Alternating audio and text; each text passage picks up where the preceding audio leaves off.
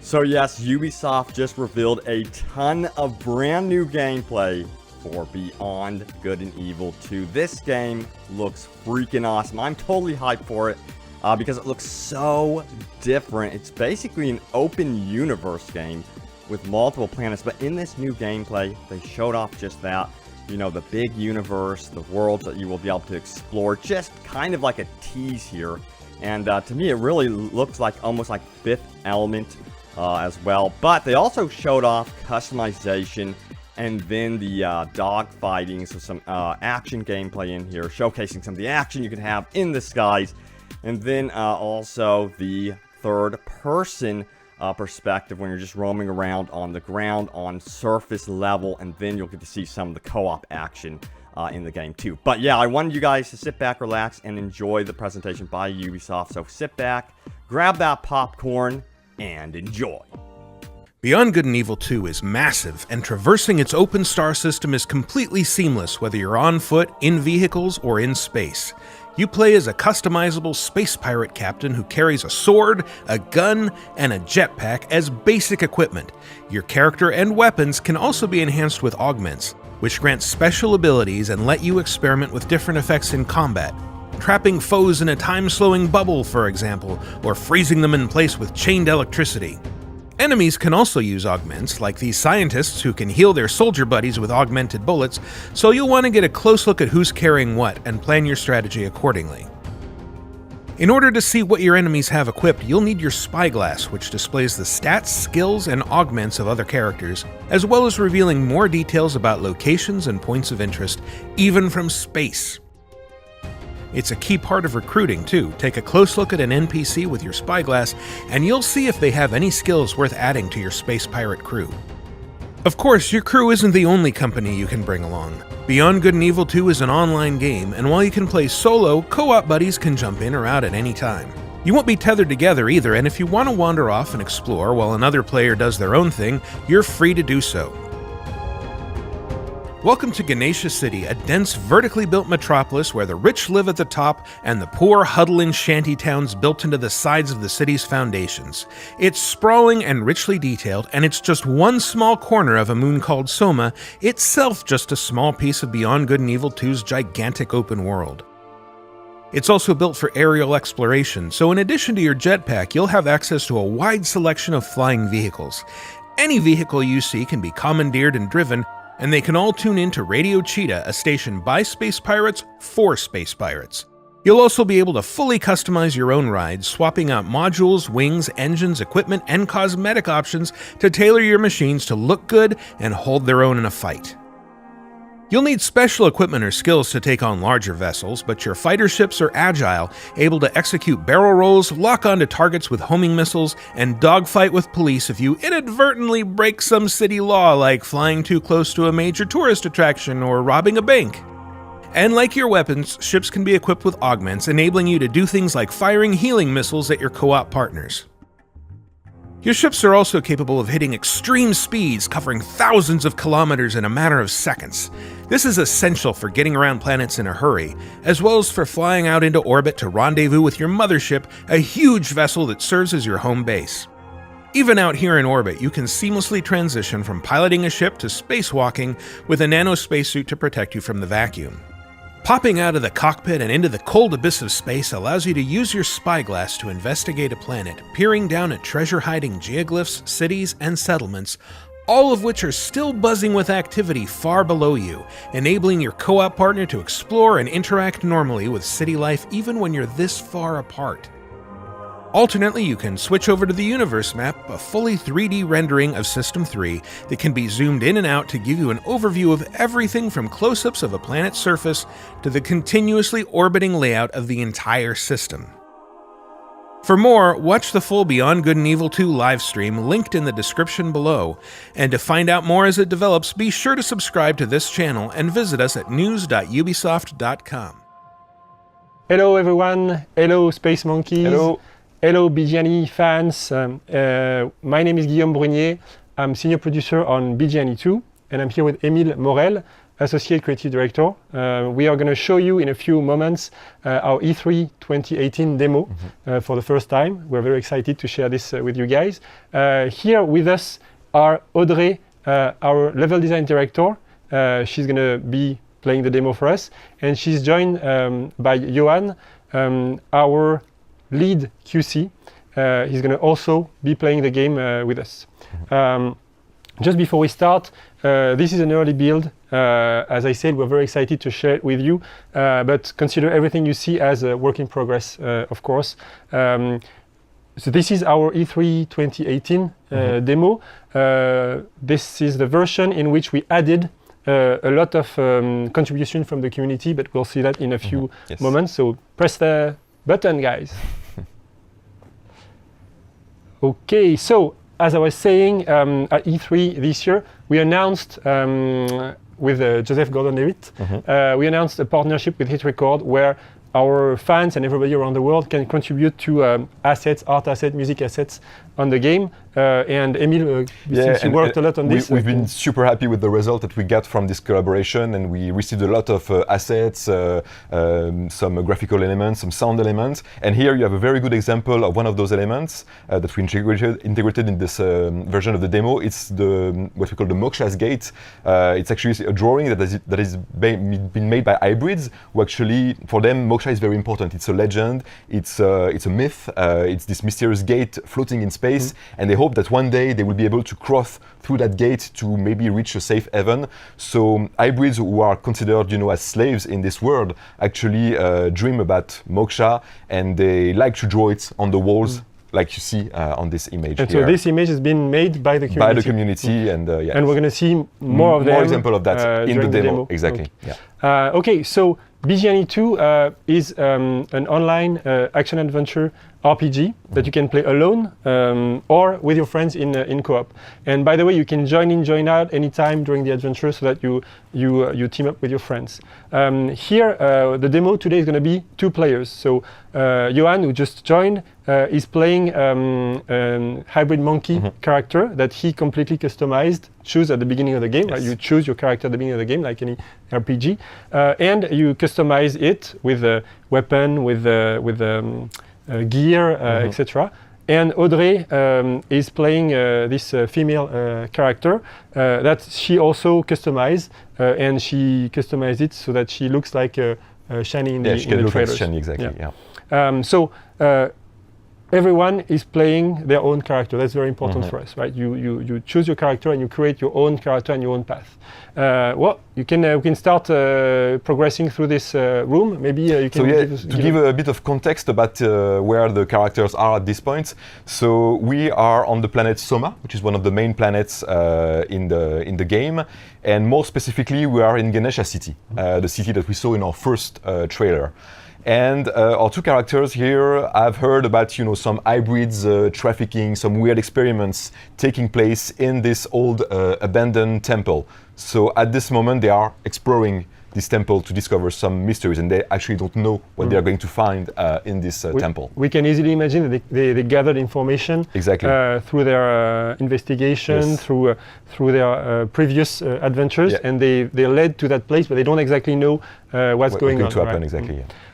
So before we continue, something that we want to point out is that what we want the players to live in BG&E 2 is the space pirate fantasy, right? We want you to live the life of a space pirate, and to make sure that we deliver this, we've defined what for us defines a space pirate. So we can even say a space pirate captain, right? Captain, you're right, exactly. Yeah. So for us, a space pirate captain has a gun, so he can shoot. He or she has a sword to fight, to close combat fighting, and a jetpack. So these are the basic abilities that you're going to be using with your characters. So really basic. On top of these, you can equip your Space Pirate Captain with what we call augments. Augments are kind of special abilities, special powers that you will collect as you play along the game, and you can equip those augments either on your gun, your sword, or even on your character. and you can combine them, to create kind of a specific deck. And these augments will really define the play style of your and you can character. shoot at your teammates. You can use those augments to annoy your teammates. So there's friendly fire with exactly augments. friendly fire with that. So yeah, really the augments will, like I was saying, will create your own play style and define how you progress in this adventure. Okay, guys, stop fooling around. We'll continue the demo. So in BG&E 2, although you play co-op seamlessly, you don't need to stick to your teammates all the time. So here we're following Johan in this little corridor of this temple, and Johan stumbles upon a room with some creepy stuff. And actually, when we come closer, we can see that these are hybrid monkeys parts, cut down to pieces. And what we like to say is that in this world of oppression, where citizens of the world are under a very strict control, then the pirates, they are rebelling against that established order, and they go about what they want to do, and they want freedom. Right? And what we like to say that if the player didn't escape his destiny as a hybrid slave, then maybe he would have ended up in these boxes and cut down into pieces.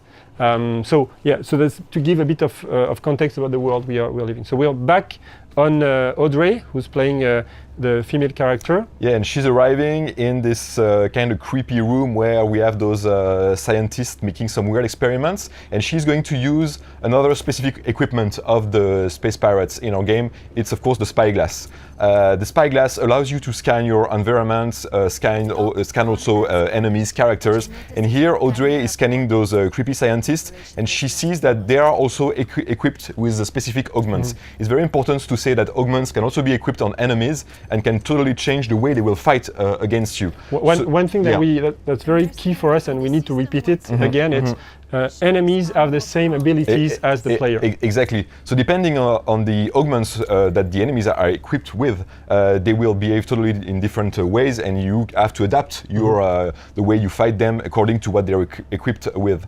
So for instance, Audrey has been seeing that the scientists had some healing bullets, that they will be able to heal the other enemies, so it will be important to take them down first. So before we get into it, something also we can emphasize here is the feeling of adventure that we want the game to carry.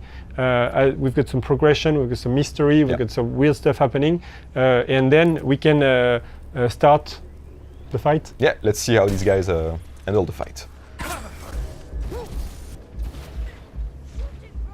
So you can see in the fight that the augments take a very, very important role. For instance, you have those domes that will slow down the enemies, so they are very important if you want to have time to actually progress next to your enemies and hit them. So, like I was saying, it would be very important to take down the scientists first, because they have those healing bullets. Oh, whoa, nice freeze. Nice freeze augments. 3% freeze. Exactly. So we want those combats to be, very, very dynamic, and again, the augments, the variety of augments, the number of augments that we'll have in the game will really give a lot of depth and diversity in those fights. Yeah, in here we have just only a few samples. Yeah, exactly. One of the main message we want to have with this is that the melee combat is back from the first game. Yeah, that's very important. So we will have some melee combat. That was going to be on top of this melee combat. We'll have the augments that will give deep feeling to the fight. Yeah. So they did a great job. Good job, guys. Take down all those enemies, and now we can see that one of the hybrids that they were doing experiments on is still alive. So Johan is using the spyglass to scan this enemy.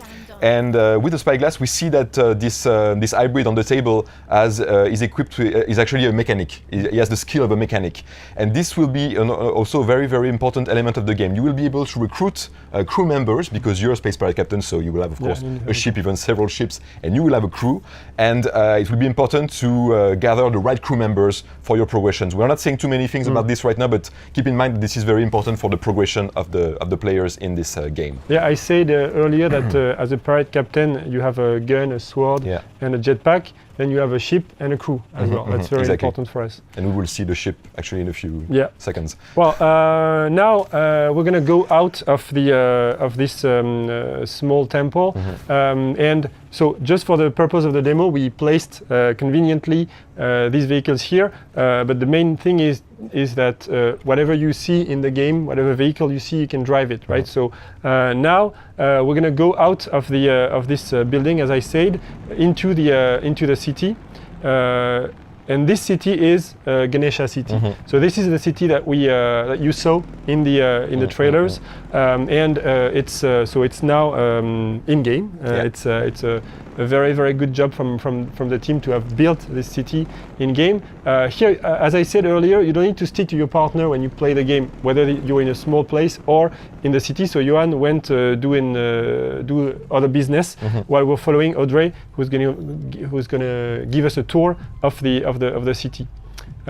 So here down these walls, you've got some shanty towns with hybrids are living. Actually, the lower part of the city is where the hybrids are living. Here you see some. On the left, on the left here. Actually, we've been seeing a lot of graphical elements that were also coming from our partnership with created by our community. And this one is a huge, of course, a huge fresco, a huge murals that has been made by a member of the community, and really it shows that our cities in the game are kind of a place for people to express themselves and put their own artworks.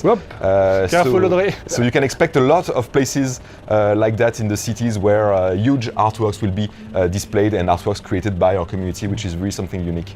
One thing we want to convey as cities go is the mix between new technology, holograms, and old style monuments, such as this giant statue. Everywhere you see, whatever you see in the city, you can land on it. There's no hidden wall or whatever. The whole seamless aspect of the city. And we're going to drive through it a bit more. But it's very key for us. Being a space pirate, what you want to be is free, right? I want to be free. That's what space pirates want. Then, to convey this freedom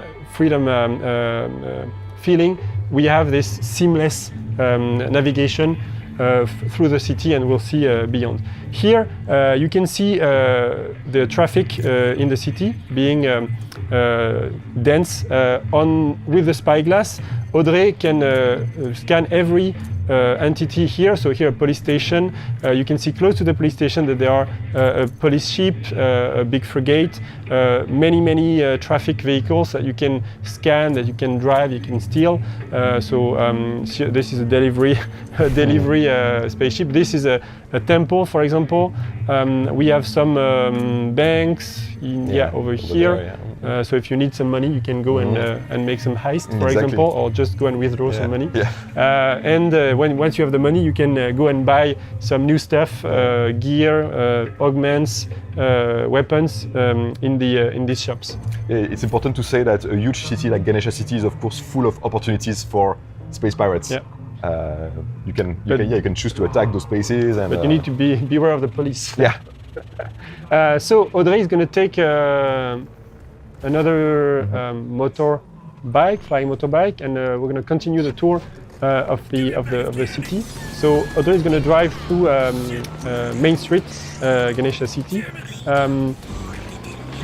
So in Ganesha City we've got radio that's called Radio Cheetah, which is a pirate radio. Actually, we have this radio in most of the world because it's the radio that the space pirates are listening to. And what you're hearing right now has been created by the community. Exactly. They've been creating jingles, stingers for this space pirate radio called Radio Cheetah, and they've also been created, of course, they've been creating some specific songs, rock and roll songs, and songs that really embody this, rebellious aspect that we want to have among the pirates in the game. So now, we didn't do it in the first place, but let's take a moment to thank all the contributors for the work that you've done. It's an amazing job, really good. Now we've reached this high bridge in Ganesha City. It's overlooking the giant Ganesha statue there. We're going to go up. Johan is here still. And we're going to take a moment now to walk you through the customization aspect of the ship. I think it's important to say that basically you can customize all aspects of your experience as a space pirate captain. And one of those aspects is of course the ships that will be very, very important for your experience. So here Audrey is in the customization menu for the ship, and she's changing modules that will actually change, of course, the visual aspect of the game, of the ship, sorry, but also the way you pilot your ship, the statistics of your ship. So you can change the different modules, the wings, the cabin, the engine. Then of course the equipment, the weapons that you put on your ship, and then you have what we call the cosmetic, customization. So you can change the colors, the patterns on your ship, and of course you can also place a pirate logo on your ship. Emblems. An emblem, yeah, exactly. So that's what she's doing now. Yeah. So now Audrey is happy with this ship, and we see it in the game. So we can see in Johan the distance, Johan is actually having some trouble because he's been flying in the city and he got a bit too close from the famous Ganesha city. Most of the tourists, they actually come to witness to see this beautiful statue. And now the police arrived to actually prevent Johan to go too close from this statue. Because we've got city rules, there are right? rules, exactly. And you cannot do anything you want. And if you break these rules, then the police is coming after you. Exactly. So Johan is in a bit of trouble, and Audrey has arrived to help him take down all these police ship. And if you take a look around, you will also see that there is a big frigate, a bigger ship owned by the police, and this one is actually too big to be destroyed by the player because they are not equipped with the right equipment on their ships. So they have to take down those small ships and try to escape. What's really important also is that we've been talking about the augments. The ships will also be equipped with augments. Yeah. For instance, you will be able to have some healing missiles to heal your partners in co-op.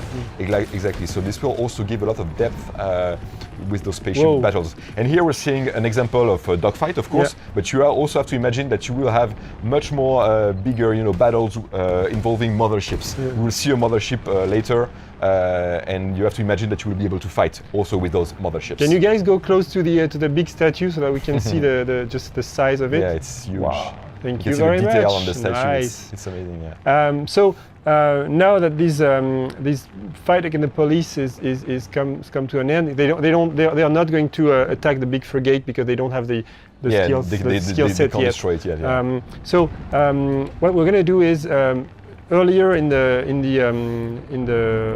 gameplay, Audrey parked her mothership, which is a ship much bigger than this one, a few certain kilometers away from where we are.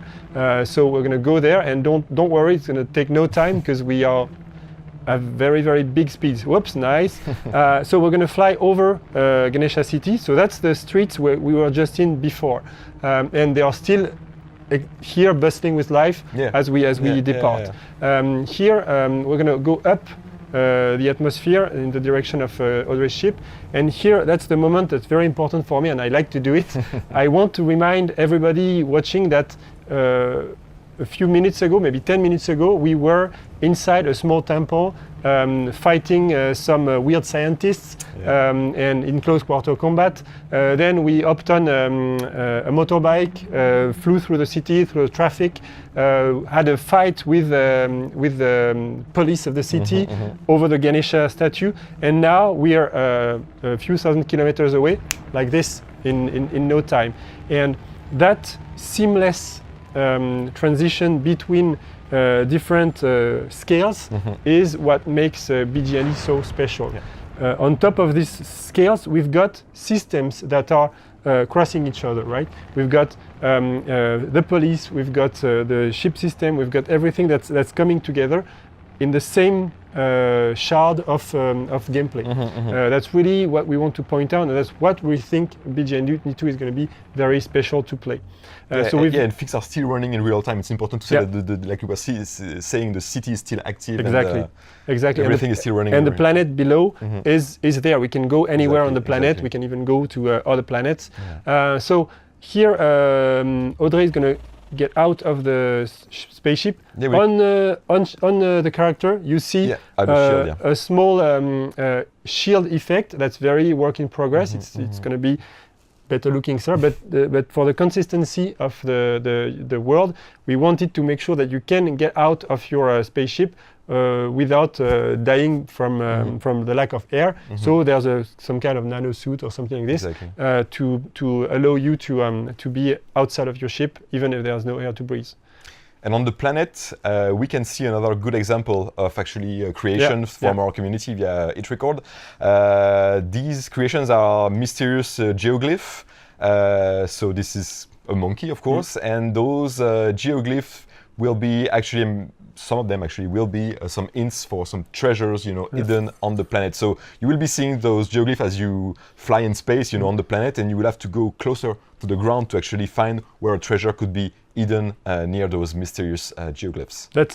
These kind of elements are really critical for us because, as I said earlier, BG&E 2 is all about the different scales, and we need players, gamers to be attracted by elements at different scales. So here you're flying through the universe with your spaceship.